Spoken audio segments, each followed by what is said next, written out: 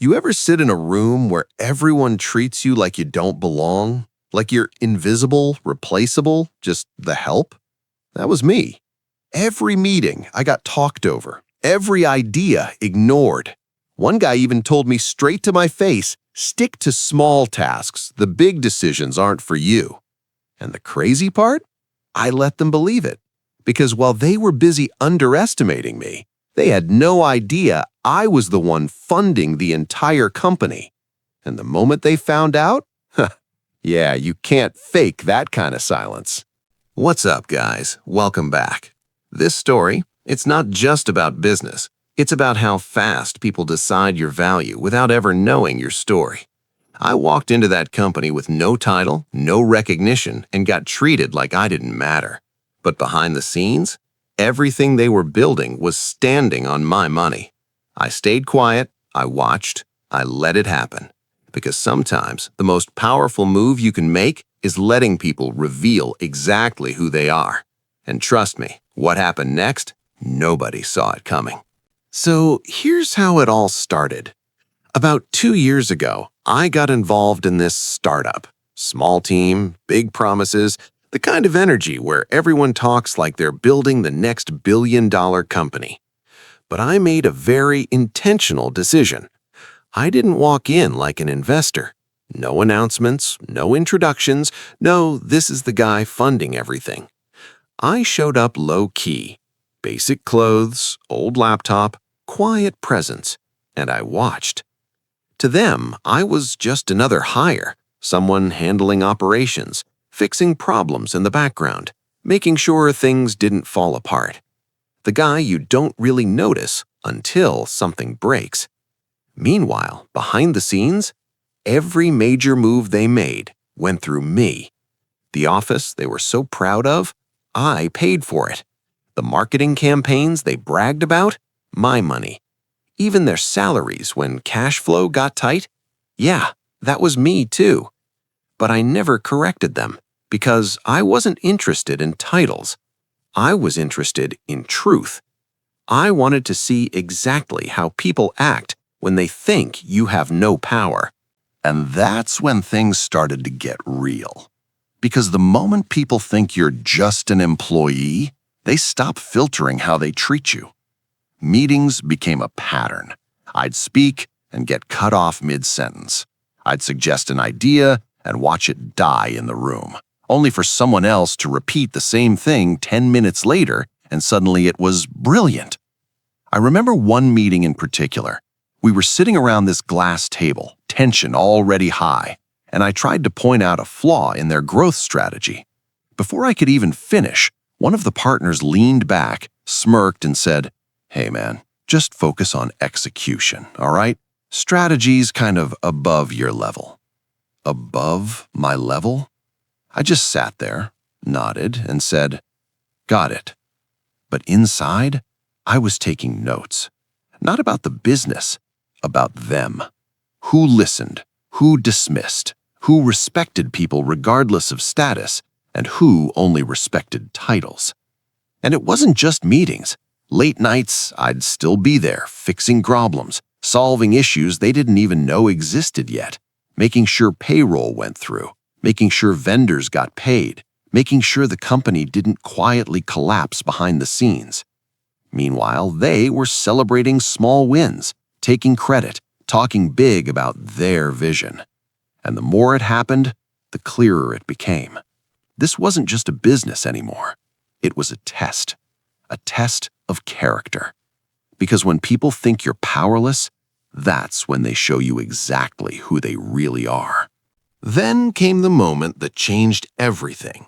We had a high-stakes investor meeting coming up, the kind of meeting that could either take us to the next level or expose every weakness we had. Suddenly, the confidence? Gone. The same people who used to talk the loudest were now second-guessing everything. The pitch deck was a mess. The numbers didn't add up. And the big vision they kept bragging about? It started falling apart under pressure. I watched it happen in real time. Panic creeping in, voices getting quieter, energy shifting. And for the first time, they didn't have control. That's when they turned to me, not as an equal, not as a leader, but as a last resort.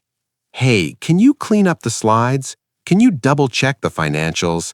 Maybe sit in the meeting just in case something goes wrong? I looked at them and just said, yeah, I got it. But this time was different. I wasn't just fixing things behind the scenes anymore, because if everything went the way I knew it would, they weren't just about to win a deal. They were about to find out exactly who they'd been underestimating this whole time. So the meeting starts. Big room, clean table, investors dialed in, calm, sharp, the kind of people who don't miss details. My partners go first, and within minutes, you could feel it. Their confidence didn't land. Their numbers felt shaky. Their story, inconsistent.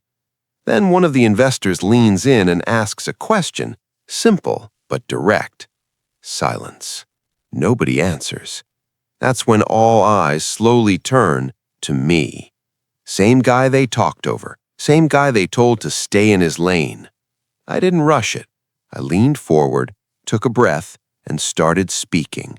Clear, structured, no hesitation. I broke down the strategy, tightened the narrative, and fixed the numbers on the spot. Every question they threw, answered. Every doubt, handled.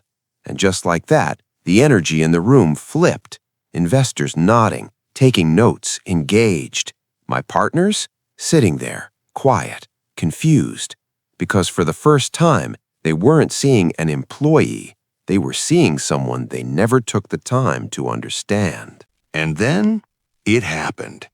Right as the meeting was wrapping up, one of the investors leaned back, looked around the room, and asked, "So, who's the primary stakeholder here?"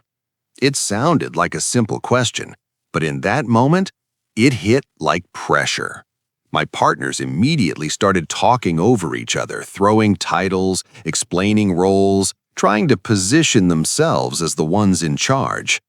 I didn't say anything. Not yet. I just watched, waited, let the noise settle. Then I leaned forward, calm, steady, and said, "That would be me." For a second, nobody reacted, like their brains needed time to catch up with what they just heard. One of my partners actually let out a small laugh, thinking I was joking, until the lead investor nodded and said, "He's right. We've been in contact with him since day one." And just like that, everything broke. The room went dead silent. No more interruptions, no more smirks, no more ego, just shock. Because in a single moment, the entire power dynamic flipped. The employee they overlooked, dismissed, talked down to was the one holding the entire company together the whole time. After that moment, nothing was the same.